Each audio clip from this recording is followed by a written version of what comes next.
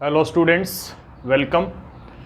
Basic of partnership का जो chapter है या फंडामेंटल ऑफ पार्टनरशिप का जो चैप्टर है उसमें हमने पीएनएल एप्रोप्रिएशन अकाउंट बनाना सीख लिया। उससे रिलेटेड प्रैक्टिकल क्वेश्चंस हमने कर लिए हैं।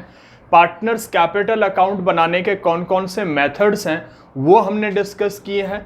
उससे रिलेटेड भी क्वेश्चंस हमने किए हैं।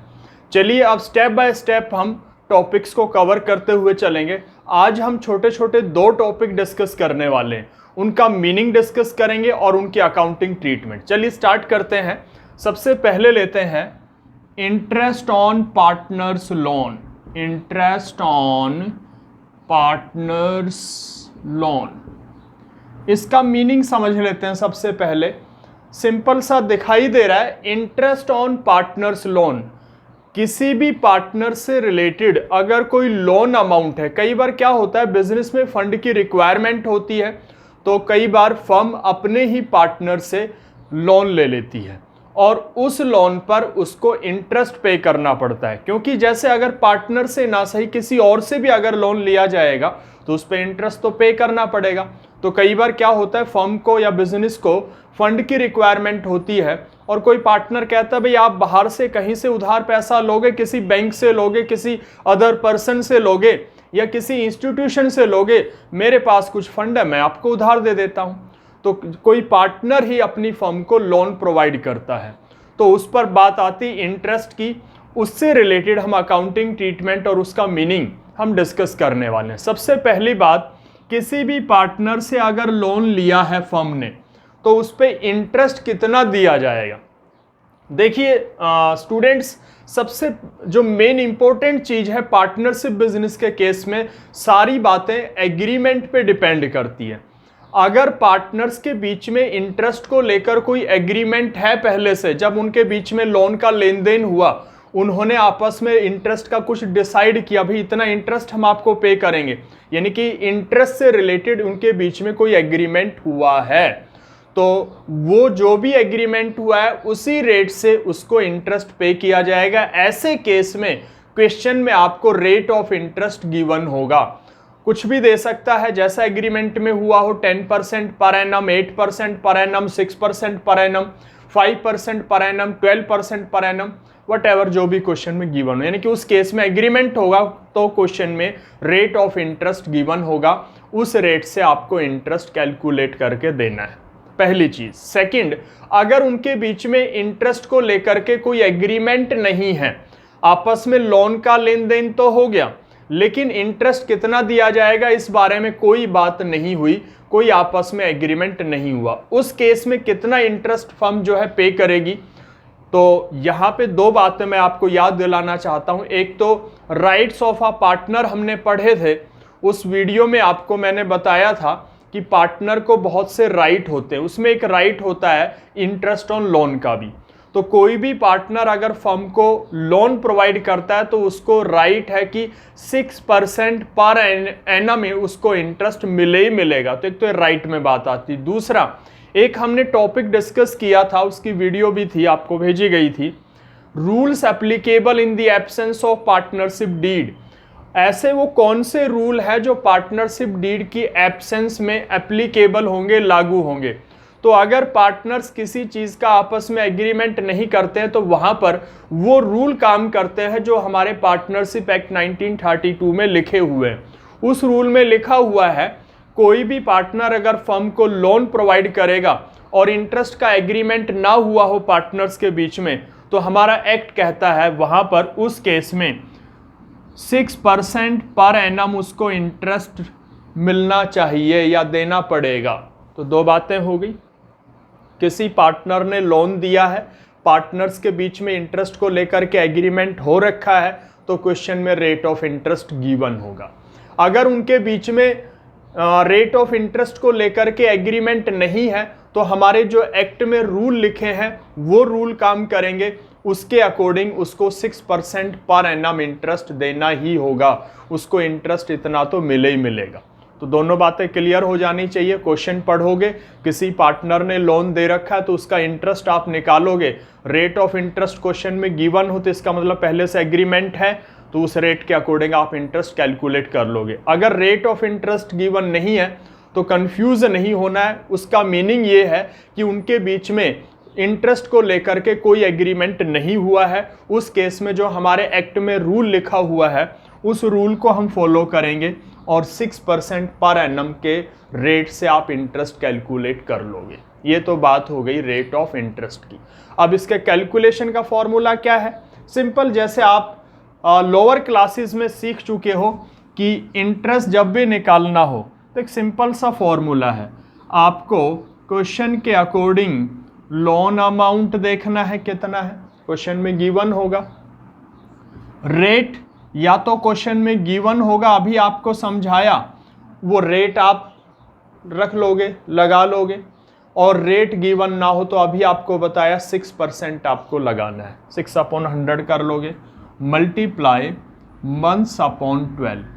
उस पार्टनर ने लोन कब दिया है, अगर उसका कोई डेट मेंशन है, मंथ मेंशन है, तो उसके अकॉर्डिंग जितने भी महीने बनेंगे, क्योंकि हम अकाउंटिंग करते हैं या अपने अकाउंट्स को क्लोज करते हैं, आपके सिलेबस में जो क्वेश्चंस दे रखे हैं, पीएनएल एप्रोप्रिएशन अकाउंट हम बनाते हैं उस दिन कैलकुलेशन करते हैं, या पीएनएल अकाउंट हम बनाते हैं उस दिन कैलकुलेशन करते हैं जो हमारे अकाउंटिंग पीरियड का एंडिंग डेट होता है, और मोस्टली क्वेश्चन में 31 मार्च मिलेगा।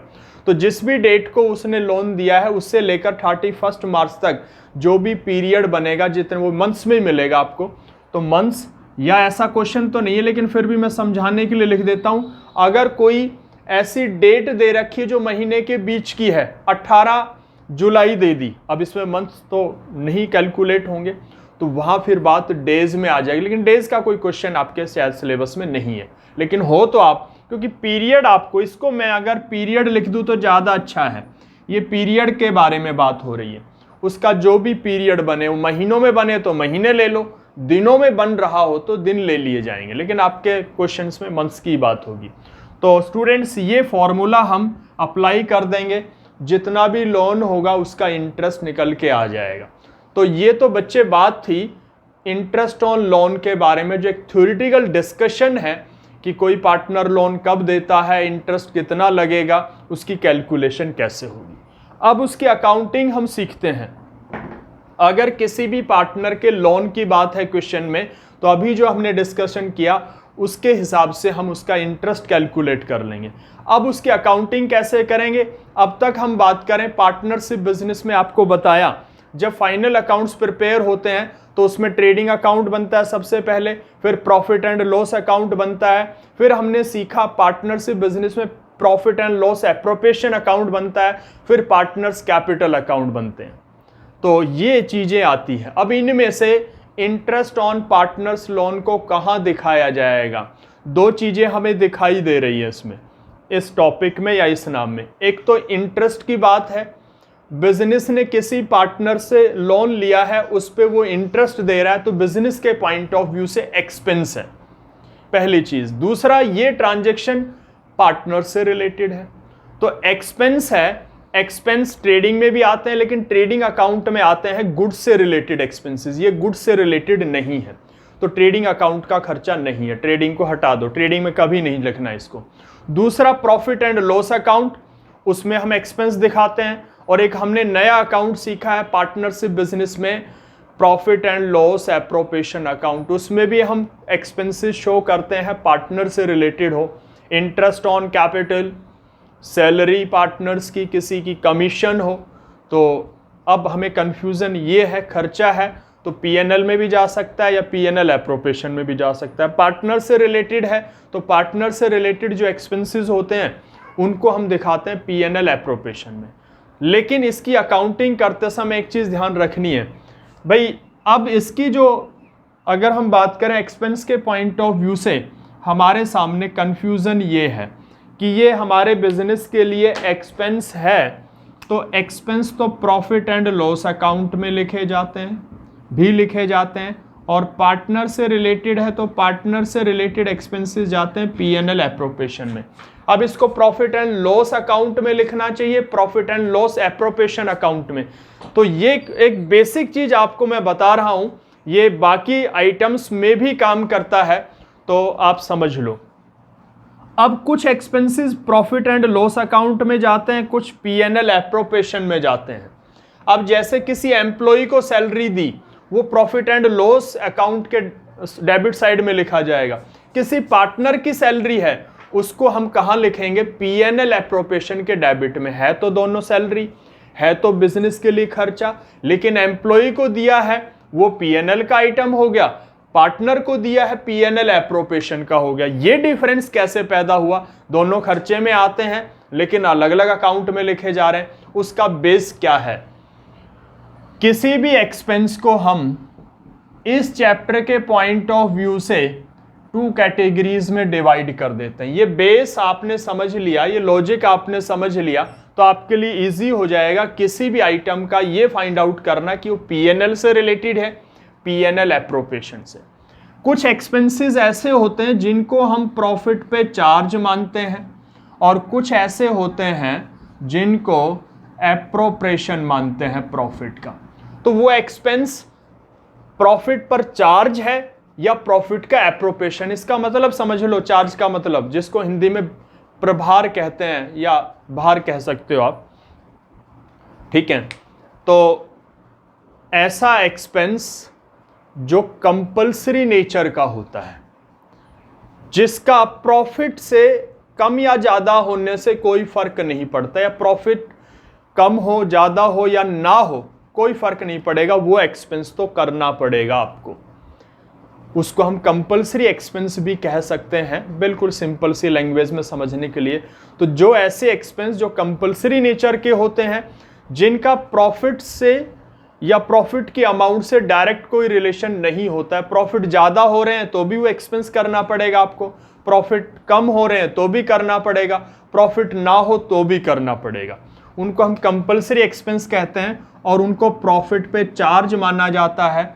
और चार्ज वाले जो एक्सपेंसेस हैं वो पीएनएल अकाउंट में लिखे जाते हैं। जैसे एम्प्लॉय की सैलरी है, अब एम्प्लॉय ने आपके लिए काम किया है, आपके प्रॉफिट ज़्यादा हो तो भी आपको सैलरी देनी है, प्रॉफिट आपके कम हो तो भी आपको देनी है, आपके बिजनेस को लॉस हो रहा तो भी सैलरी आपको देनी पड़ेगी। तो वो कंपल्सरी एक्सपेंस में आते हैं जिनको प्रॉफिट पे चार्ज माना जाता है। भी प्रॉफिट पे उनका तो चार्ज रहेगा, प्रॉफिट कम ज़्यादा कुछ भी हो वो खर्चा तो करना पड़ेगा, कंपल्सरी है। तो उनको हम प्रॉफिट पे चार्ज मानते हैं, उनको पीएनएल अकाउंट में लिखा जाता है। एप्रोप्रिएशन का मतलब क्या है? कुछ ऐसे हैं आइटम हैं जो एप्रोप्रिएशन अकाउंट में हमने लिखने सीखे, उनको प्रॉफिट का चार्ज, प्रॉफिट पे चार्ज नहीं, प्रॉफिट का एप्रोप्रिएशन बोला जाता है। मींस मतलब क्या है इसका कि भाई वो प्रॉफिट पे डिपेंड करेंगे, प्रॉफिट ज्यादा हुआ तो वो खर्चा कर दिया जाएगा, प्रॉफिट अगर कम हो गया तो वो खर्चा कम भी किया जा सकता है, प्रॉफिट नहीं हुआ तो खर्चा नहीं भी किया जाएगा।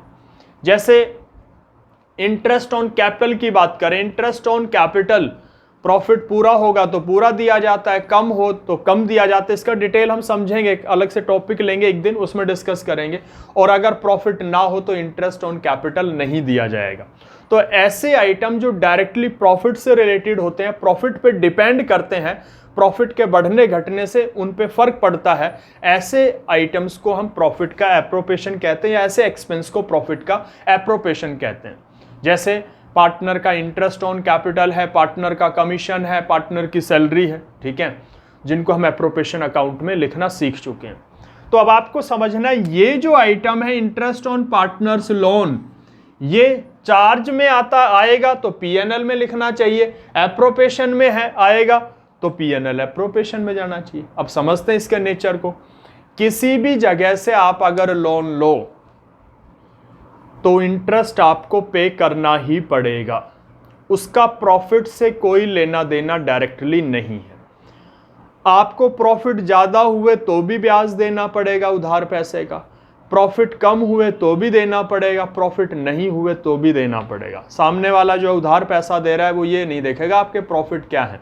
भाई ज्यादा हुए तो आपसे ज्यादा थोड़ी ना लेगा वो, उसको तो अपना इंटरेस्ट चाहिए, ज्यादा हुए तो भी अपना लेगा, कम हुए तो भी उसको मिलना चाहिए। तो किसी भी लोन का इंटरेस्ट है, वो लोन कहीं से भी लिया गया हो, इवन पार्टनर की हम बात कर रहे हैं, पार्टनर से भी लिया गया हो, उसका इंटरेस्ट तो देना ही पड़ेगा। तो इंटरेस्ट ऑन पार्टनर लोन को हम प्रॉफिट पे चार्ज मानते हैं, इसलिए इसको कभी भी पीएनएल एप्रोप्रिएशन में नहीं दिखाया जाता, इसको कहाँ दिखाया जाता? Profit and loss account. तो ये सबसे इंपॉर्टेंट चीज़ थी बच्चे कि इसके नेचर को हम समझें ताकि इसकी अकाउंटिंग हमारी समझ में आसानी से आ जाए। तो interest on partners loan PNL appropriation का आइटम नहीं है। जो फॉर्मेट हमने पढ़ा उसमें भी कहीं जिक्र नहीं आया, और क्यों नहीं आया अभी मैंने आपको समझा दिया। इसको प्रॉफिट एंड लॉस अकाउंट में शो करना है। तो अब यही इसकी अकाउंटिंग है। इसका मीनिंग हमने समझ लिया, इसकी कैलकुलेशन हमने समझी, फॉर्मूला हमने डिस्कस कर लिया। अब इसकी अकाउंटिंग हमने समझी, इसको पीएनएल अकाउंट में दिखाना है, कभी भी पीएनएल एप्रोप्रिएशन में नहीं दिखाना है। तो आप पहले कैलकुलेट करोगे, क्वेश्चन में देखोगे किस पार्टनर ने लोन दे रखा है, और फिर उसका इंटरेस्ट कैलकुलेट करोगे, जो अभी फॉर्मूला लिखवाया, जो बेसिक चीज आपको समझाई, फिर उसकी अकाउंटिंग करोगे। अकाउंटिंग के लिए देखिए, जब फाइनल अकाउंट बनते हैं, ये आप +1 से सीख रहे हो, सबसे पहले ट्रेडिंग अकाउंट बनता है प्रोप्राइटरशिप के बिजनेस में। पार्टनरशिप की भी अकाउंटिंग लगभग वैसी ही है, बहुत कुछ। तो इसमें भी पहले ट्रेडिंग अकाउंट बनता है, उसके बाद बनाया जाता है पीएनएल अकाउंट, और उसके बाद हमने सीखा पीएनएल अकाउंट के बाद बनता है पीएनएल एप्रोप्रिएशन अकाउंट, उसके बाद हमने सीखा पार्टनर्स कैपिटल अकाउंट। तो ये प्रोसेस है अकाउंटिंग का, sequence wise, step by step. ये अकाउंट ऊपर नीचे नहीं होंगे, पहले ट्रेडिंग ही बनेगा। ट्रेडिंग से जो ग्रॉस प्रॉफिट या लॉस आएगा उससे प्रॉफिट एंड लॉस अकाउंट बनेगा। तो पीएनएल अकाउंट ट्रेडिंग से पहले नहीं बन सकता। प्रॉफिट एंड लॉस अकाउंट से जो प्रॉफिट आएगा उसको बांटने के लिए पार्टनर्स में हम क्या बनाएंगे? PNL appropriation. तो पीएनएल अकाउंट से प्रॉफिट निकाले बिना हम एप्रोप्रिएशन अकाउंट नहीं बना सकते। पीएनएल एप्रोप्रिएशन में जब वो प्रॉफिट पार्टनर्स में बट जाएगा, उसके बाद क्या बनेगा उनका? Capital account. जब तक प्रॉफिट नहीं बटेगा तब तक हम कैपिटल अकाउंट नहीं बना सकते। तो ये सारे अकाउंट आपस में कोरिलेटेड हैं, एक दूसरे के से जुड़े हुए, एक दूसरे के बाद बनते हैं। तो हमने अभी डिस्कस किया कि अगर किसी पार्टनर ने लोन दे रखा है तो उसका इंटरेस्ट आप हमेशा पीएनएल अकाउंट में दिखाओगे, उसको एप्रोप्रिएशन में नहीं दिखाना है। बताया ट्रेडिंग में भी नहीं आएगा, ना ही कैपिटल अकाउंट में आएगा। तो ये मेन चीज थी, किसी भी पार्टनर ने अगर लोन दे रखा है तो उसका इंटरेस्ट पीएनएल अकाउंट में शो करना है। कैसे शो करोगे? तो इसका मतलब पीएनएल एप्रोप्रिएशन से पहले बनता है पीएनएल।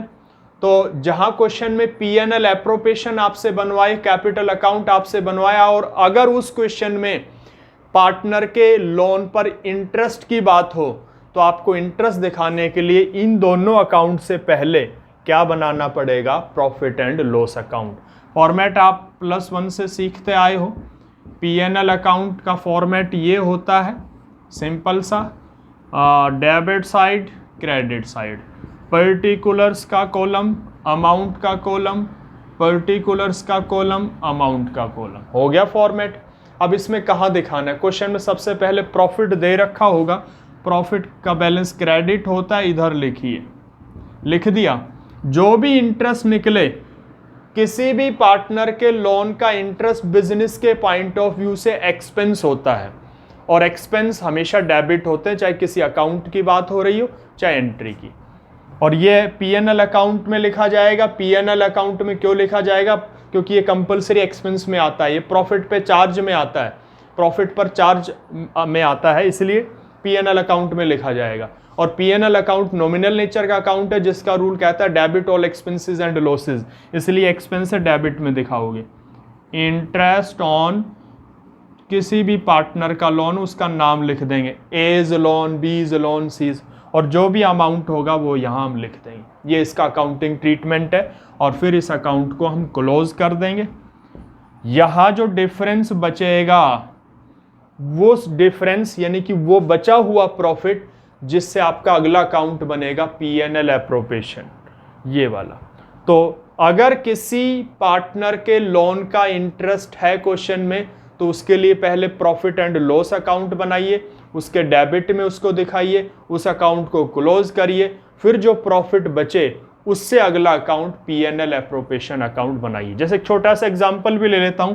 मान लो प्रॉफिट आपको क्वेश्चन में 80,000 दे रखा था, और किसी पार्टनर का इंटरेस्ट था वो इंटरेस्ट हमने लोन था उस पर हमने इंटरेस्ट कैलकुलेट किया और इंटरेस्ट निकल के आया 700, मान लिया हमने, उसको डेबिट कर दिया, इस अकाउंट को क्लोज किया, क्रेडिट साइड का टोटल ज़्यादा है तो आपका यहाँ का डिफरेंस आएगा 79,300। ये बचा हुआ प्रॉफिट है जो आखिर का है, यही पार्टनर्स में बटेगा। इसी प्रॉफिट से हमें क्या बनाना है, पीएनएल एप्रोप्रिएशन। तो ये प्रॉफिट कहाँ जाएगा, PNL appropriation, profit transfer to profit and loss appropriation. इस प्रॉफिट से अब एप्रोप्रिएशन बनेगा, ना कि इससे बनेगा। तो इंटरेस्ट ऑन पार्टनर्स लोन के बारे में टोटल डिस्कशन हमने कर लिया है, आप अच्छे से इसको समझोगे, इसका मीनिंग हमने डिस्कस किया, इससे रिलेटेड जो प्रोविज़न है, रूल है, वो हमने डिस्कस किया, इसका फॉर्मूला हमने डिस्कस किया कैलकुलेशन का, और इसका अकाउंटिंग कौन से अकाउंट में होगा, कैसे होगा, इसका पूरा हमने डिस्कशन किया है। इसको आप अच्छे से समझोगे, इससे रिलेटेड जो प्रैक्टिकल क्वेश्चन है वो अगले लेक्चर में हम करेंगे। ठीक है।